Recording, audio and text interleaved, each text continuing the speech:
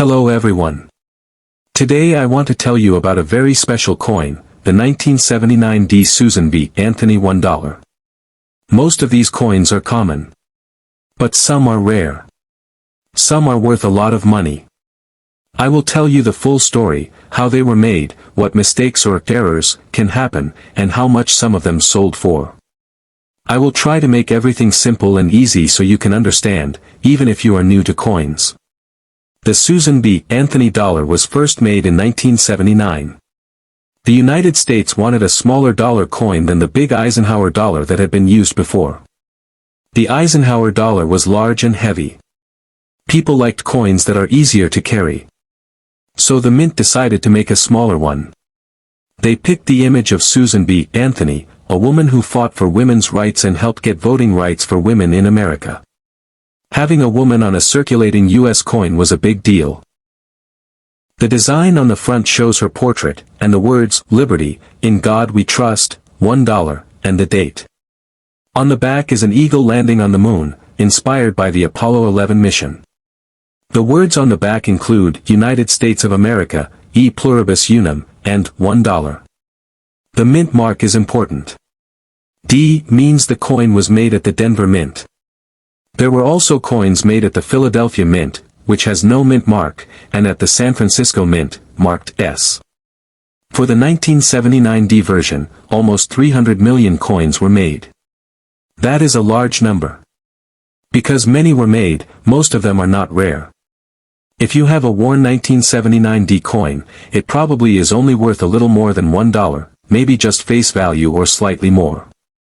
But many does not mean all. Some 1979 D. Susan B. Anthony dollars are very special. Some have mistakes or flaws called errors. Some are in unusually good condition, almost perfect. Some are on wrong metal pieces, planchets.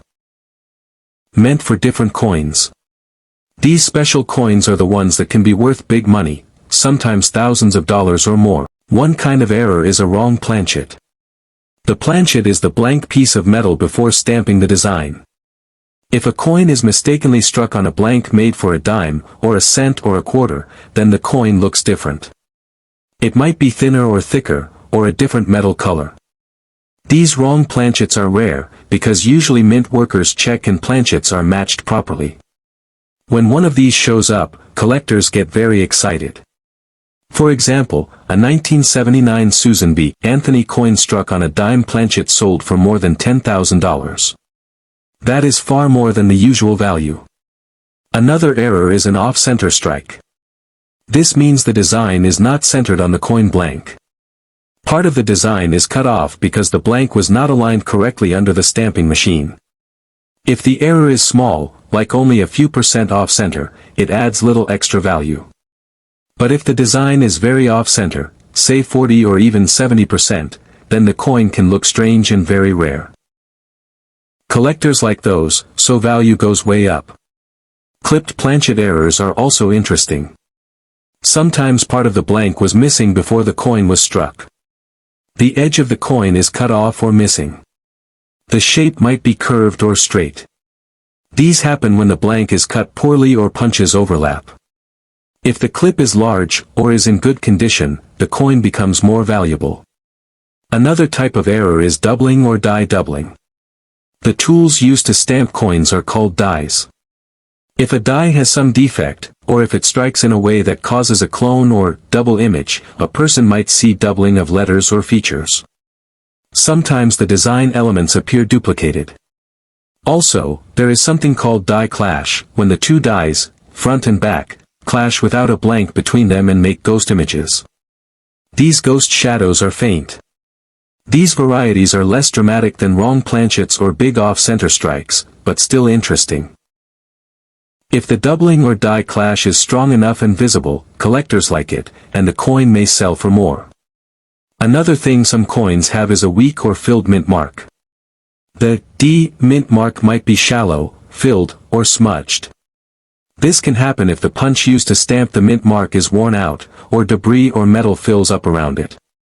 A mint mark that is weak or blobbed might reduce value unless the rest of the coin is very nice, or unless the blobbed mint mark itself is unusual in a way collectors like.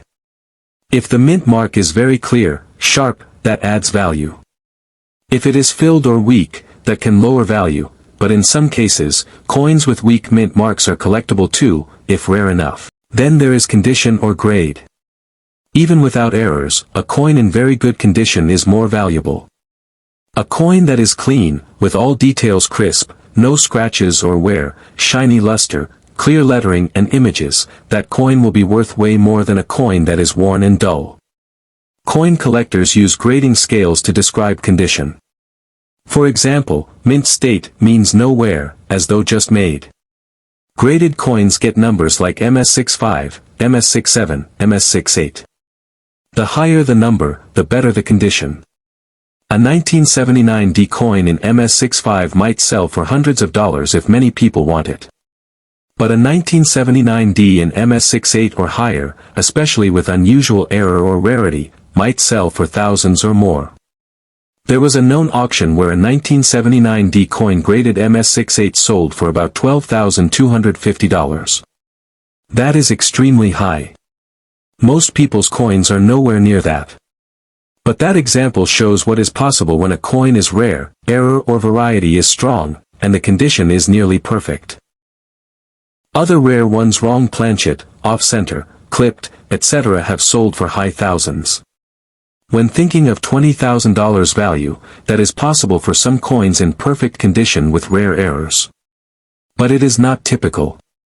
If someone tells you they have a 1979D Susan B. Anthony coin worth $20,000, they must prove it, show high grade, error type, photographs, professional authentication. Buyers will want that proof. If you have one of these coins and you want to know if it might be valuable, check carefully. Look at both sides under good light. Use a magnifying glass. Look at the mint mark, D, to see if it's clear or weak.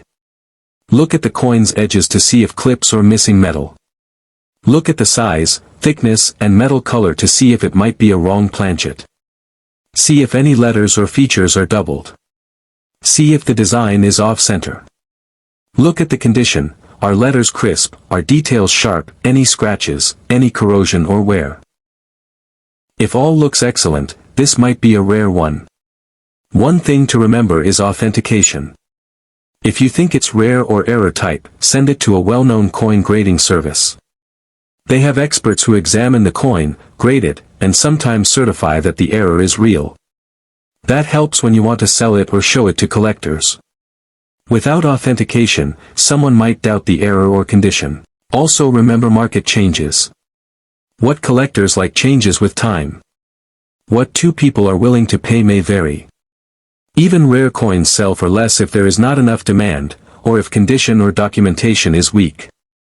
So advertised value is one thing, real sold price is another. Always look up what similar coins sold for recently. Some examples. A 1979 Susan B. Anthony struck on a dime planchet sold for over $10,000. A strong die clash example from Denver in high grade might sell for over $12,000. Some very off-center strikes and clipped planchets in mint condition have sold for thousands. But a common used coin without errors is only worth face value or a few dollars depending on condition. This coin's history is interesting because it shows how mistakes in mass production can sometimes lead to treasures. The mint made millions, most coins never leave pocket change level. But errors, condition, and rarity can turn something ordinary into something much more valuable. Also, the Susan B. Anthony dollar itself was not loved by everyone. Because it looked small and thin, many people confused it with quarters. It didn't circulate very heavily. Many people did not use them. That low usage in some places means some coins stayed untouched and preserved, which helps rare ones survive in great condition. Even though the mint made a lot at first, later production dropped. That means some later coins, especially proofs or special mint sets, are scarcer. Also, error coins are rare because with modern machinery, quality control is strong. So when error coins are real, they are especially precious.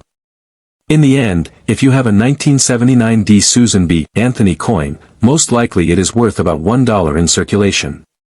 If in good condition, maybe a few dollars. If uncirculated, maybe tens or hundreds of dollars. If an error coin or rare variety, value can jump into thousands or maybe tens of thousands. The very highest examples do reach high values, but they are few. If you are a coin collector, or if you just found one in pocket change, don't throw it away or treat it like junk. Take a look. It might be more than just $1. If you want me, I can help estimate your coin if you send pictures or describe it carefully. Always check condition, mint mark, size, center, edges, mistakes. That is how you find out if yours is one of the rare ones. Thank you for listening. I hope this helps you understand the story, the value, and what to watch for with the 1979 D. Susan B. Anthony $1 coin. Good luck with your coins, and may you find something special.